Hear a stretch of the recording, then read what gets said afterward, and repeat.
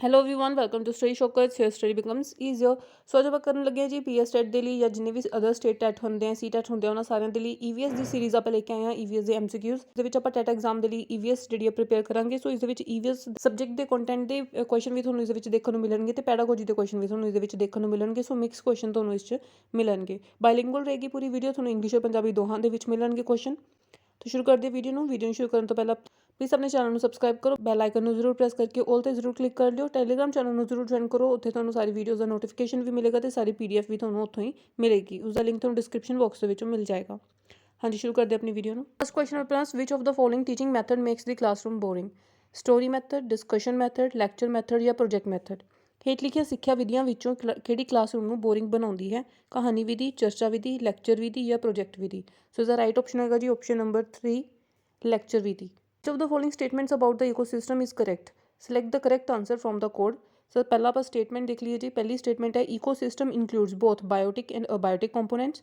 दूसरे है solar radiation is the main driving force of the ecosystem. Third है ecosystem is a close system and fourth है ecosystem does not have its own productivity code.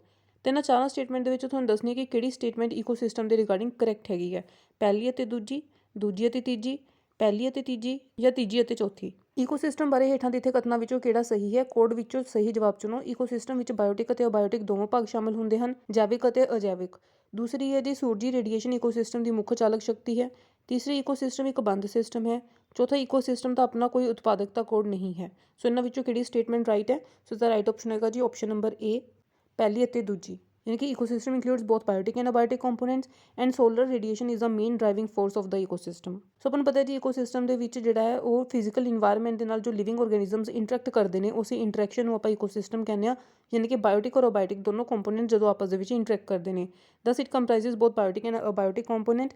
Solar energy is the ultimate source of energy in it, ਕਿਉਂਕਿ ਆਪਾਂ ਜਿਹੜੀ main source ਹੈ ਆਪਣਾ ਮੁੱਖ ਜਿਹੜਾ ਕੁਦਰਤੀ ਸੋਮਾ ਹੈ ਐਨਰਜੀ ਦਾ, ਊਰਜਾ ਦਾ, ਉਹ ਸੋਲਰ ਹੀ ਹੈ, ਸੂਰਜ ਹੀ ਹੈ। ਸੋ ਇਹੀ ਇੱਕ ਮੇਨ ਡਰਾਈਵਿੰਗ ਫੋਰਸ ਹੈ। ਸੋ ਦੋਨੋਂ ਹੀ ਸਟੇਟਮੈਂਟ ਇਸ ਕਰਕੇ ਜਿਹੜੇ ਦੋਨੋਂ ਕਰੈਕਟ ਹੋ ਜਾਂਦੀਆਂ ਨੇ। Question number 3 plant cell wall is made up of cellulose, glucose, sucrose ਜਾਂ ਫਰਕਟੋਜ਼?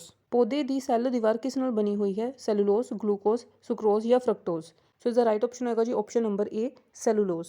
ਇਹ ਚੀਜ਼ ਤੁਹਾਨੂੰ ਕਲੀਅਰ ਹੋਣੀ ਚਾਹੀਦੀ ਹੈ ਜੀ। ਪਲਾਂਟ ਸੈੱਲ ਦੀ ਜਿਹੜੀ ਵੋਲ ਹੁੰਦੀ ਹੈ ਉਹ ਸੈਲੂਲੋਜ਼ ਤੋਂ ਬਣੀ ਹੁੰਦੀ ਹੈ। ਐਨੀਮਲ ਸੈੱਲ ਦੀ ਜਿਹੜੀ ਕੋਈ ਸੈੱਲ ਵੋਲ ਨਹੀਂ ਹੁੰਦੀ, ਉਹਦੇ ਵਿੱਚ ਸਿੱਧਾ ਸੈੱਲ ਮੈਂਬਰੇਨ ਹੁੰਦੀ ਹੈ। ਲੇਕਿਨ ਪਲਾਂਟਸ ਦੇ ਵਿੱਚ ਇੱਕ ਅਲੱਗ ਤੋਂ ਮੈਂਬਰੇਨ ਦੇ ਉੱਪਰ ਪਹਿਲਾਂ ਇੱਕ ਸੈੱਲ ਵੋਲ ਹੁੰਦੀ ਹੈ ਜੋ ਕਿ ਸੈਲੂਲੋਜ਼ ਤੋਂ ਬਣੀ ਹੁੰਦੀ ਹੈ। ਨੈਕਸਟ ਕੁਐਸਚਨ ਆਪਣੇ ਪਾਸ which of the following is the best technique to teach the concept of seed germination to the students? सब तो पहला option showing a chart of seed germination stages. दूसरा show only 30 animation of the process of seed germination. Third asking student to sow the seeds, observe the different stages and make them. Fourth है asking students to buy a packet of sprouted seeds from vegetable vendors and inspect them. ਵਿਦਿਆਰਥੀਆਂ ਨੂੰ ਬੀਜ ਉਗਣ ਦੇ ਸੰਕਲਪ ਨੂੰ ਸਿਖਾਉਣ ਲਈ ਹੇਠ ਲਿਖਿਆਂ ਵਿੱਚੋਂ ਕਿਹੜੀ ਤਕਨੀਕ ਸਭ ਤੋਂ ਵਧੀਆ ਹੈ? ਬੀਜ ਉਗਣ ਦੇ ਪੜਾਵਾਂ ਦਾ ਚਾਰਟ ਦਿਖਾਣਾ, ਬੀਜ ਉਗਣ ਦੀ ਪ੍ਰਕਿਰਿਆਵਾਂ ਦੇ ਸਿਰਫ 30 ਐਨੀਮੇਸ਼ਨ ਦਿਖਾਓ, ਵਿਦਿਆਰਥੀਆਂ ਨੂੰ ਬੀਜ ਬੀਜਣ ਲਈ ਕਹਿਣਾ, ਵੱਖ-ਵੱਖ ਪੜਾਵਾਂ ਦਾ ਨਿਰੀਖਣ ਕਰਨਾ ਅਤੇ ਉਹਨਾਂ ਨੂੰ ਬਣਾਉਣਾ।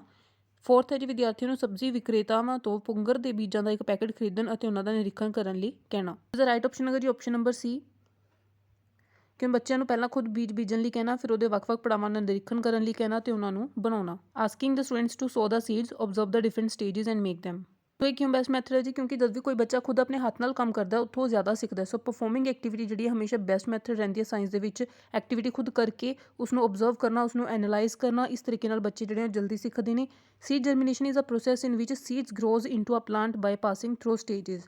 सो सीड जर्मीनेशन का मतलब की होंगे जी कि सीड में जो आप बीजते हैं तो उस तो बाद अलग अलग स्टेजेस तो होंगे हुए जो एक पौधा बन जाता है उसनों आप सीड जर्मीनेशन कहते हैं।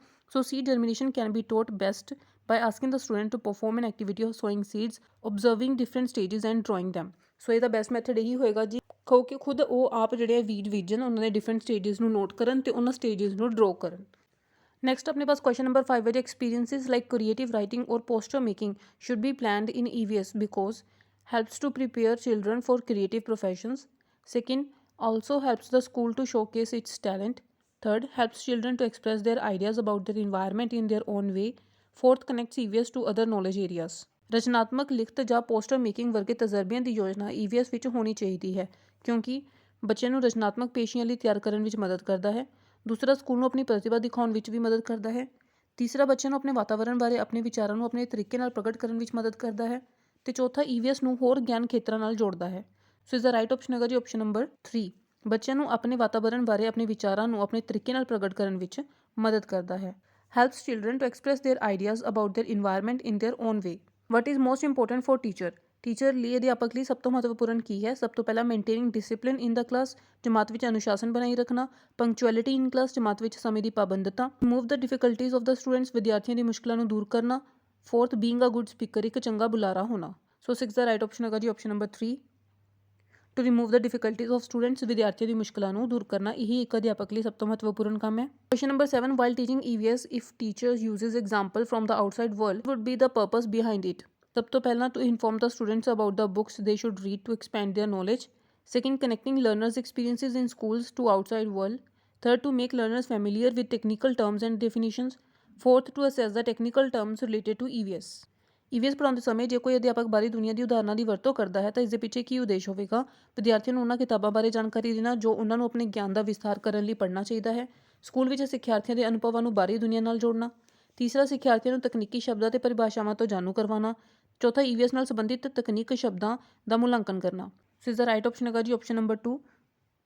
ਸਕੂਲ ਵਿੱਚ ਸਿੱਖਿਆਰਥੀਆਂ ਦੇ ਅਨੁਭਵਾਂ ਨੂੰ ਬਾਹਰੀ ਦੁਨੀਆ ਨਾਲ ਜੋੜਨਾ। Connecting learners experiences in school to the outside world. ਹਾਂਜੀ, ਕੁਐਸਚਨ ਨੰਬਰ 8 ਹੈ, which of the following is the major drawback of the current assessment system in school? It does not cover all areas of child's growth. Second ਹੈ, placing great emphasis on memorization. Third ਹੈ, totally exam focused. Fourth ਹੈ, all of the above. ਸਕੂਲਾਂ ਵਿੱਚ ਮੌਜੂਦਾ ਮੁਲਾਂਕਣ ਪ੍ਰਣਾਲੀ ਵਿੱਚ ਹੇਠ ਲਿਖਿਆਂ ਵਿੱਚੋਂ ਕਿਹੜੀ ਵੱਡੀ ਕਮੀ ਹੈ? ਇਹ ਬੱਚੇ ਦੇ ਵਿਕਾਸ ਦੇ ਸਾਰੇ ਖੇਤਰਾਂ ਨੂੰ ਕਵਰ ਨਹੀਂ ਕਰਦਾ ਹੈ। ਸੈਕਿੰਡ, ਯਾਦ ਕਰਨ ਉੱਤੇ ਬਹੁਤ ਜ਼ੋਰ ਦੇਣਾ। ਥਰਡ, ਪੂਰੀ ਤਰ੍ਹਾਂ ਪ੍ਰੀਖਿਆ ਕੇਂਦਰਿਤ ਹੈ। ਫੋਰਥ, ਉਪਰੋਕਤ ਸਾਰੇ। ਸੋ 8 ਦਾ ਰਾਈਟ ਆਪਸ਼ਨ ਹੈਗਾ ਜੀ ਆਪਸ਼ਨ ਨੰਬਰ 4, ਉਪਰੋਕਤ ਸਾਰੇ।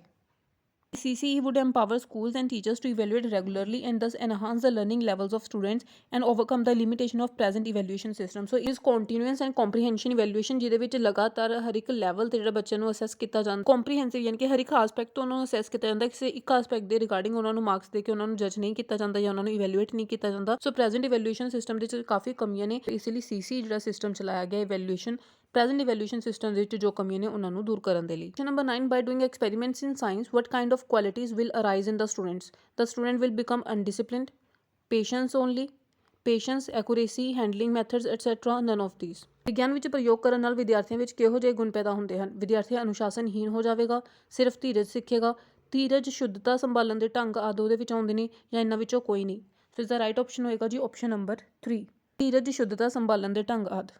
Patience, accuracy, handling method et cetera, ਇਹ ਸਾਰੀ ਚੀਜ਼ਾਂ ਉਹ ਸਿੱਖਦਾ ਜਦੋਂ ਇਹ ਸਾਇੰਸ ਦੇ ਵਿੱਚ ਐਕਸਪੈਰੀਮੈਂਟਸ ਕਰਦਾ ਹੈ। 10th ਕੁਐਸਚਨ ਹੈ, in a class while doing an activity the teacher ask students to take a beaker, add some water and a table spoon of oil and mix it well. What can the student understand from this activity? Water and oil are not miscible. Second, oil can dissolve in water. Third, water and oil contain particles of different sizes. Fourth, both water and oil are good solvents. ਇੱਕ class ਵਿੱਚ ਇੱਕ ਗਤੀਵਿਧੀ ਕਰਦੇ ਸਮੇਂ ਅਧਿਆਪਕ ਨੇ ਵਿਦਿਆਰਥੀਆਂ ਨੂੰ ਇੱਕ ਬੀਕਰ ਲੈਣ ਲਈ ਕਿਹਾ, ਥੋੜ੍ਹਾ ਜਿਹਾ ਪਾਣੀ ਅਤੇ ਇੱਕ ਚਮਚ ਤੇਲ ਪਾਓ ਅਤੇ ਇਸ ਨੂੰ ਚੰਗੀ ਤਰ੍ਹਾਂ ਮਿਲਾਓ। ਵਿਦਿਆਰਥੀ ਇਸ ਗਤੀਵਿਧੀ ਤੋਂ ਕੀ ਸਮਝ ਸਕਦੇ ਹਨ? ਪਹਿਲਾ, ਪਾਣੀ ਅਤੇ ਤੇਲ ਮਿਸ਼ਰਿਤ ਨਹੀਂ ਹਨ। ਦੂਸਰਾ, ਤੇਲ ਪਾਣੀ ਵਿੱਚ ਘੁਲ ਸਕਦਾ ਹੈ। ਤੀਸਰਾ, ਪਾਣੀ ਅਤੇ ਤੇਲ ਵਿੱਚ ਵੱਖ-ਵੱਖ ਆਕਾਰ ਦੇ ਕਣ ਹੁੰਦੇ ਹਨ। ਚੌਥਾ, ਪਾਣੀ ਅਤੇ ਤੇਲ ਦੋਵੇਂ ਚੰਗੇ ਘੋਲਣ ਵਾਲੇ ਹਨ। ਸੋ ਇਸ ਦਾ ਰਾਈਟ ਆਪਸ਼ਨ ਹੋਏਗਾ ਜੀ ਆਪਸ਼ਨ ਨੰਬਰ A, ਪਾਣੀ ਅਤੇ ਤੇਲ ਮਿਸ਼ਰਿਤ ਨਹੀਂ ਹਨ। First, water and oil are not miscible. Question number 11, what is meant by environment in EVS? Natural environment, social environment, man made environment, all these. EVS ਵਿੱਚ ਵਾਤਾਵਰਣ ਦਾ ਕੀ ਅਰਥ ਹੈ? ਕੁਦਰਤੀ ਵਾਤਾਵਰਣ, ਸਮਾਜਿਕ ਵਾਤਾਵਰਣ, ਮਨੁੱਖ ਦੁਆਰਾ ਬਣਾਇਆ ਵਾਤਾਵਰਣ ਜਾਂ ਇਹ ਸਾਰੇ।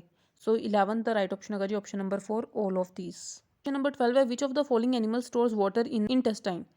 ਮੋਲਕ, ਕੈਮਲਸ, ਜ਼ੈਬਰਾ, ਯੂਰੋਮੈਸਟਿਕਸ। ਇਹਨਾਂ ਵਿੱਚੋਂ ਕਿਹੜਾ ਜਾਨਵਰ ਅੰਤੜੀ ਵਿੱਚ ਪਾਣੀ ਸਟੋਰ ਕਰਦਾ ਹੈ?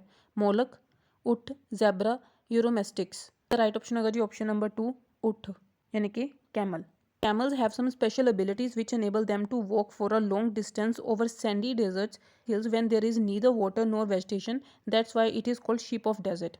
A camel can drink more than 100 liters of water at once and they store it in their intestine for future needs. So ਆਪਾਂ ਸਾਰਿਆਂ ਨੂੰ ਪਤਾ ਹੈ ਜੀ ਊਠ ਯਾਨੀ ਕਿ ਕੈਮਲ, ਉਹਨਾਂ ਪਾਸ ਇੱਕ ਸਪੈਸ਼ਲ ਐਬਿਲਿਟੀਜ਼ ਹੁੰਦੀਆਂ ਨੇ ਕਿ ਉਹ ਆਪਣੇ ਵਿੱਚ ਜੋ ਆਪਣਾ ਪਾਣੀ ਹੈ ਉਹ ਸਟੋਰ ਕਰ ਸਕਦਾ ਹੈ, ਇਸ ਲਈ ਉਹਨੂੰ ਸ਼ਿਪ ਆਫ ਡੈਜ਼ਰਟ ਵੀ ਕਿਹਾ ਜਾਂਦਾ। ਇਸ ਦੇ ਰਿਗਾਰਡਿੰਗ 6 ਜਾਂ 7 ਕਲਾਸਿਸ ਦੇ ਵਿੱਚ ਇੱਕ ਚੈਪਟਰ ਵੀ ਹੁੰਦਾ ਜੀ ਇੰਗਲਿਸ਼ ਦੇ ਵਿੱਚ ਕੈਮਲ ਦੇ ਉੱਤੇ, ਦ ਹੰਪ ਕਰਕੇ ਇੱਕ ਚੈਪਟਰ ਹੁੰਦਾ ਜਿਸ ਵਿੱਚ ਦੱਸਿਆ ਜਾਂਦਾ ਕਿ ਹਾਂ ਕੈਮਲਸ ਦੇ ਕੋਲ ਜਿਹੜੀ ਹੈ ਉਹ ਐਬਿਲਿਟੀ ਹੁੰਦੀ ਹੈ ਸਟੋਰ ਕਰਨ ਦੀ ਸੋ ਇੱਕ ਕੈਮਲ ਜੋ ਹੈ ਉਹ ਇੱਕ ਵਾਰ ਦੇ ਵਿੱਚ 100 ਲੀਟਰ ਜਿਹੜਾ ਪਾਣੀ ਉਹ ਪੀ ਸਕਦਾ, ਉਸ ਤੋਂ ਵੀ ਜ਼ਿਆਦਾ ਪਾਣੀ ਪੀ ਸਕਦਾ 100 ਲੀਟਰ ਤੋਂ, ਤੇ ਉਸਨੂੰ ਸਟੋਰ ਕਰ ਸਕਦਾ ਫॉर ਫਿਊਚਰ ਨੀਡਸ। ਤੋਂ ਆਪਣੇ ਇੰਟੈਸਟਾਈਨ ਦੇ ਵਿੱਚ, ਆਪਣੀ ਅੰਤੜੀਆਂ ਦੇ ਵਿੱਚ ਪਾਣੀ ਨੂੰ ਸਟੋਰ ਕਰ ਲੈਂਦਾ ਹੈ। ਤੇ ਇਸ ਕੁਐਸਚਨ ਤੋਂ ਤੁਸੀਂ ਇਹ ਵੀ ਸਮਝ ਸਕਦੇ ਹੋ ਕਿ 3 ਆਪਸ਼ਨ ਹੋਰ ਦਿੱਤੇ ਹੋਏ ਨੇ, ਮੋਲਕ, ਜ਼ੈਬਰਾ ਤੇ ਯੂਰੋਮੈਸਟਿਕਸ। ਇਹ 3 ਆਪਸ਼ਨ ਵੀ ਤੁਸੀਂ ਯਾਦ ਕਰ ਸਕਦੇ ਹੋ ਕਿ ਇਹ 3 ਐਸੇ ਜਾਨਵਰ ਨੇ ਜੋ ਇੰਟੈਸਟਾਈਨ ਦੇ ਵਿੱਚ ਪਾਣੀ ਸਟੋਰ ਨਹੀਂ ਕਰ ਸਕਦੇ। ਤਾਂ ਇੱਕੋ ਕੁਐਸਚਨ ਤੋਂ 2 ਚੀਜ਼ਾਂ ਥੋੜੀ ਯਾਦ ਹੋ ਗਈਆਂ, ਕੈਮਲ ਸਟੋਰ ਕਰ ਸਕਦਾ ਹੈ, ਮੋਲਕ, ਜ਼ੈਬਰਾ ਤੇ ਯੂਰੋਮੈਸਟਿਕਸ ਨਹੀਂ ਕਰ ਸਕਦੇ। क्वेश्चन नंबर 13 है, what are the benefits of environmental education. First है, we know the importance of environment. Second, we know the causes of environmental pollution. Third है, we know about the way to protect ourselves from the effect of pollution. Fourth, all of these. ਵਾਤਾਵਰਣ ਸਿੱਖਿਆ ਦੇ ਕੀ ਲਾਭ ਹਨ? ਸਭ ਤੋਂ ਪਹਿਲਾਂ ਅਸੀਂ ਵਾਤਾਵਰਣ ਦੀ ਮਹੱਤਤਾ ਨੂੰ ਜਾਣਦੇ ਹਾਂ। ਦੂਸਰਾ, ਅਸੀਂ ਵਾਤਾਵਰਣ ਪ੍ਰਦੂਸ਼ਣ ਦੇ ਕਾਰਨਾਂ ਨੂੰ ਜਾਣਦੇ ਹਾਂ। ਅਸੀਂ ਆਪਣੇ ਆਪ ਨੂੰ ਪ੍ਰਦੂਸ਼ਣ ਦੇ ਪ੍ਰਭਾਵਾਂ ਤੋਂ ਬਚਾਉਣ ਦੇ ਤਰੀਕੇ ਬਾਰੇ ਜਾਣਦੇ ਹਾਂ। ਚੌਥਾ, ਉਪਰੋਕਤ ਸਾਰੇ। ਸੋ ਕੁਐਸਚਨ ਨੰਬਰ 13 ਦਾ ਰਾਈਟ ਆਪਸ਼ਨ ਹੋਗਾ ਜੀ ਆਪਸ਼ਨ ਨੰਬਰ 4, ਉਪਰੋਕਤ ਸਾਰੇ, all of the above। Number 14 ਹੈ, science teaching objectives are determined on the basis of presentation, applications, time limit, all of the above। ਵਿਗਿਆਪਨ ਦੇ ਅਧਿਆਪਨ ਦੇ ਉਦੇਸ਼ ਡੈਸ਼ ਦੇ ਆਧਾਰ ਤੇ ਨਿਰਧਾਰਿਤ ਕੀਤੇ ਜਾਂਦੇ ਹਨ, ਪੇਸ਼ਕਾਰੀ, ਅਰਜ਼ੀਆਂ, ਸਮਾਂ ਸੀਮਾ, ਉਪਰੋਕਤ ਸਾਰੇ। ਸੋ 14 ਦਾ ਰਾਈਟ ਆਪਸ਼ਨ ਹੈ ਜੀ ਆਪਸ਼ਨ ਨੰਬਰ 4, ਉਪਰੋਕਤ ਸਾਰੇ, all of the above। Question number 15, after teaching a chapter on animals, Sheetal arranged for her class 4 students to visit the zoo. It will help the students, first, to develop skills for animals protection, second, changing the daily timetable routine, third, linking classroom learning to real life situations, to develop sensitivity about domestication of animals। ਜਾਨਵਰਾਂ ਤੇ ਇੱਕ ਅਧਿਆਇ ਪੜ੍ਹਾਉਣ ਤੋਂ ਬਾਅਦ ਸ਼ੀਤਲ ਨੇ ਆਪਣੀ 4th ਜਮਾਤ ਦੇ ਵਿਦਿਆਰਥੀਆਂ ਲਈ ਚਿੜੀਆ ਘਰ ਦਾ ਦੌਰਾ ਕਰਨ ਦਾ ਪ੍ਰਬੰਧ ਕੀਤਾ। ਇਹ ਵਿਦਿਆਰਥੀਆਂ ਦੀ ਮਦਦ ਕਰੇਗਾ। ਸਭ ਤੋਂ ਪਹਿਲਾਂ ਜਾਨਵਰਾਂ ਦੀ ਸੁਰੱਖਿਆ ਲਈ ਹੁਨਰ ਵਿਕਸਿਤ ਕਰਨਾ, ਦੂਸਰਾ ਰੋਜ਼ਾਨਾ ਟਾਈਮ ਟੇਬਲ ਰੂਟੀਨ ਨੂੰ ਬਦਲਣਾ, ਤੀਸਰਾ ਕਲਾਸਰੂਮ ਸਿੱਖਣ ਨੂੰ ਅਸਲ ਜੀਵਨ ਦੀਆਂ ਸਥਿਤੀਆਂ ਨਾਲ ਜੋੜਨਾ, 4th ਜਾਨਵਰ ਦੇ ਪਾਲਣ ਬਾਰੇ ਸੰਵੇਦਨਸ਼ੀਲਤਾ ਵਿਕਸਿਤ ਕਰਨਾ। ਸੋ ਇਸ ਦਾ ਰਾਈਟ ਆਪਸ਼ਨ ਹੋਏਗਾ ਜੀ ਆਪਸ਼ਨ ਨੰਬਰ 3, ਕਲਾਸਰੂਮ ਸਿੱਖਣ ਨੂੰ ਅਸਲ ਜੀਵਨ ਦੀਆਂ ਸਥਿਤੀਆਂ ਨਾਲ ਜੋੜਨਾ, linking classroom learning to real life situations.